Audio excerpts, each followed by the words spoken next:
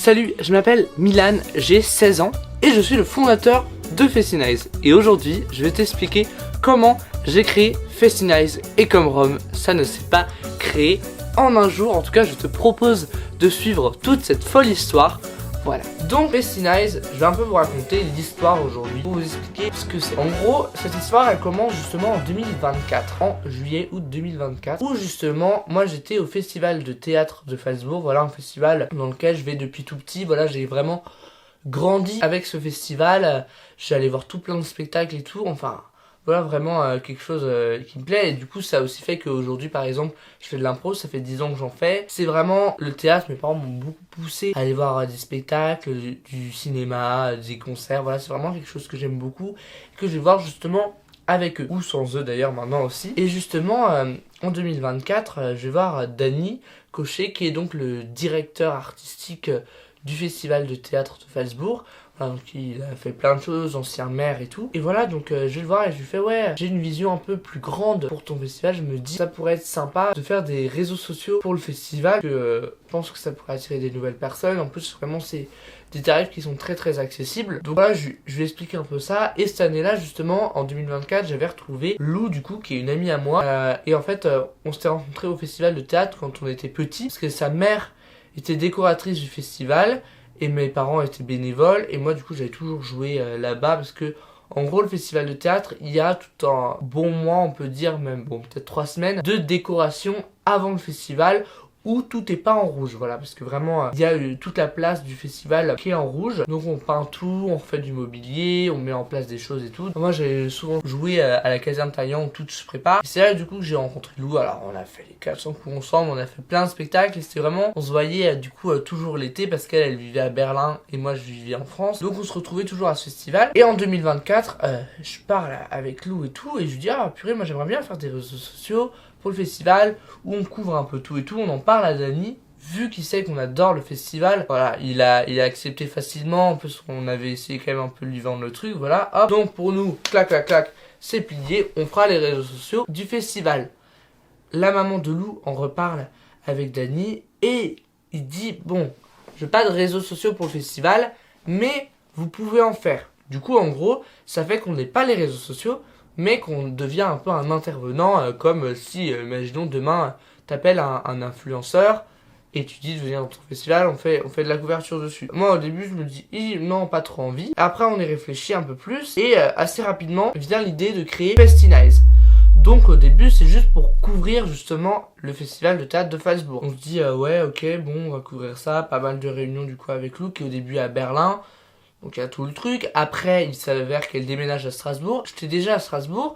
Et justement, moi, en arrivant à Strasbourg, je pars d'un constat. Moi, j'ai des potes qui viennent de plein de milieux différents, plein d'endroits différents. Et justement, j'ai des potes où la culture n'a pas une place aussi importante dans leur vie que dans la mienne. Voilà, moi, depuis que je suis tout petit, mais vraiment tout petit, mes parents m'ont toujours emmené voir des spectacles, emmené à des concerts et tout. C'était un truc où j'allais beaucoup. Et quand j'ai appris qu'il y avait des gens qui n'y allaient pas, par exemple, j'ai parlé avec des gens qui avaient mon âge, donc 15 ans à ce moment-là, qui me font ouais, mais moi je suis jamais allé voir un spectacle. Je me dis waouh, ah ouais, ok. Et tout le monde ne va pas voir de spectacle. Alors que, et encore à Strasbourg, c'est très accessible. En plus, on a la carte à tout voir, donc on peut y aller facilement. Mais je me dis, wow, purée, ça m'a fait un petit choc, parce que pour moi, tout le monde allait voir tout le temps des spectacles. En fait, non, pas du tout. Moi, j'étais assez privilégié sur ce point-là. Et c'est pour ça que, du coup, après, on réfléchit avec Festinize, on se dit, ok, bon, bah, là, il y a aussi ces problématiques-là. Je veux pas justement faire juste un truc de com gratuite, du coup. Là, faut qu'on soit un intervenant extérieur. Et justement, je me dis, bah tiens, on pourrait essayer de rendre la culture plus accessible à tous et montrer justement un peu les coulisses. Parce que nous, avec le festival, on a accès à toutes les coulisses. Donc c'est un peu privilégié quand même de pouvoir rencontrer les artistes, aller voir les coulisses, montrer comment ça fonctionne un festival. Alors pourquoi Festinize? Fest pour festival, teen pour teenager, donc adolescent, et eyes, les yeux. Donc en gros, un peu... Donc en gros un peu le regard des adolescents sur un festival. Bon, après ça fera que ce n'est plus que des festivals, mais aussi d'autres événements. Mais à ce moment-là, on est en juin 2025 et on prévient Danny, on dit ouais salut, on sait que t'es en ce moment à Salzbourg, on aimerait bien te rencontrer et tout pour parler un peu plus du projet. Parce que du coup ils pensaient qu'on avait un peu oublié l'idée. Mais non, du coup avec mes parents on tape vachement, on prépare tout un truc pour justement présenter, pour montrer qu'on a des choses quoi. Donc voilà, on lui présente et du coup il accepte. Et du coup ça fait que nous on est devenus du coup intervenants et qu'on vient dans ce festival pour rencontrer. Donc là c'est là qu'on a vraiment commencé, c'est le premier événement qu'on couvrait. Et on a pu rencontrer plein d'artistes. D'ailleurs on avait même des passes. Attends, je vais vous les montrer.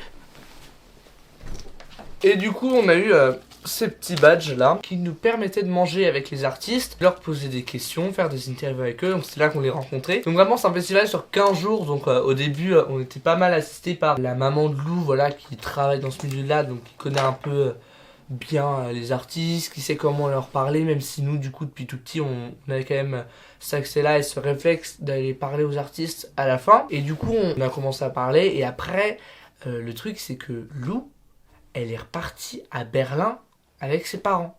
Et donc en gros on a couvert le festival que 2 jours ensemble et tout le reste c'était moi qui devais le couvrir. Donc heureusement j'étais soutenu quand même par un pote qui venait faire un peu des plans avec moi, donc j'étais pas non plus tout seul. Mais au moment où il fallait parler aux artistes, j'étais tout seul. Du coup c'est là que j'ai quand même commencé à tout préparer et ça m'a fait des super rencontres et on a pu faire plein de choses. En plus ce qui était bien, c'est qu'on essayait de faire un truc pas trop scolaire, donc on essayait de faire des trucs, donc on a pu faire des interviews à l'arrière d'une voiture. Ça c'est vraiment le truc qui m'a marqué. Et c'est là justement qu'on commence un peu à réfléchir et que du coup après je me retrouve seul aussi à réfléchir là-dessus. Et c'est là qu'on commence à dire aussi, tiens, au début on voudrait que vous disiez bonjour, on est, et aujourd'hui on est sur Festinize. Et du coup ça donne un peu toujours le même début. Après j'ai beaucoup commencer aussi à apprendre d'autres choses pour voir, à m'enseigner sur les hooks et tout. Justement mes parents en début de festival ils m'ont acheté une super caméra et ça a beaucoup aidé pour le projet. Et ça fait que maintenant après le festival j'ai pu aller contacter d'autres événements pour justement parler de tout ça et venir et leur proposer une couverture. En plus on avait déjà couvert des choses et ça fait que là on a couvert encore 2 autres événements après et on en a beaucoup d'autres qui arrivent là prochainement. Donc voilà, et carrément investi jusqu'au bout le téléphone. Mais en tout cas c'est vraiment cool de voir déjà tous les retours parce que moi j'ai pas mal de très bons retours, donc ça me fait vraiment plaisir. Et justement là c'est pour ça que je glisse cette petite vidéo pour un peu plus expliquer le projet parce que voilà, c'était pas très clair pour tout le monde. J'espère qu'elle sera reçue, j'espère qu'elle sera comprise parce qu'en plus j'ai pas vraiment préparé le truc, j'ai mis une petite lumière et j'ai lancé ma caméra. Du coup je vais voir un peu ce que ça donne au montage. En tout cas voilà, si ça se trouve faudra rajouter des choses, peut-être la retourner, je sais pas, mais en tout cas j'aimais quand même bien cette idée d'être authentique devant la caméra quand je vois tout ce qui est un peu plus superficiel maintenant. Et voilà, moi tout ce qui est vidéo, culture, c'est toujours des choses que j'ai bien aimé. Bon, la vidéo c'est arrivé plus tard, mais du coup là j'ai réussi à mélanger les deux. Désolé, je suis complètement malade, mais c'est comme ça. Et puis là de plus en plus je réfléchis un peu à faire d'autres choses, toujours un peu basées sur la culture, sortir et la vidéo. En plus je commence aussi à avoir un peu d'autres tournages et justement là ce qui est bien c'est que j'ai pu couvrir Dan Welzik, toujours à Salzbourg. Et l'autre jour je suis allé à Metz pour couvrir Moselle un incroyable talent, là où j'ai rencontré beaucoup de jeunes. Ouais franchement ça c'est super cool que les gens ils accueillent bien le projet et que je suis soutenu. Et j'ai pas mal de gens qui me font ouais mais comment tu fais pour pouvoir couvrir les événements. Et en fait c'est le culot. Franchement c'est le culot. Je me permets d'écrire à plein de gens, à plein de festivals en me disant ouais bonjour, je serais intéressé de venir filmer votre événement. En plus on a Festinize et tout.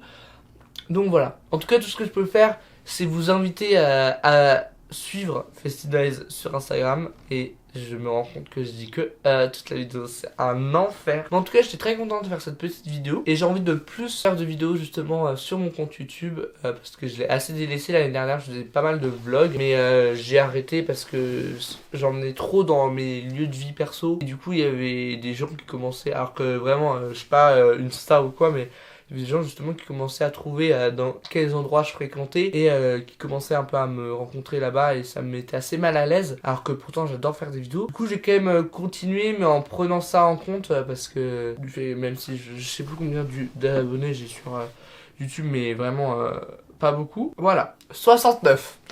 Et pourtant voilà j'ai déjà eu quelqu'un, j'ai déjà eu des personnes qui arrivaient à trouver quels endroits je fréquentais et tout, donc voilà. Mais en tout cas là j'ai quand même déjà pu avoir plusieurs expériences.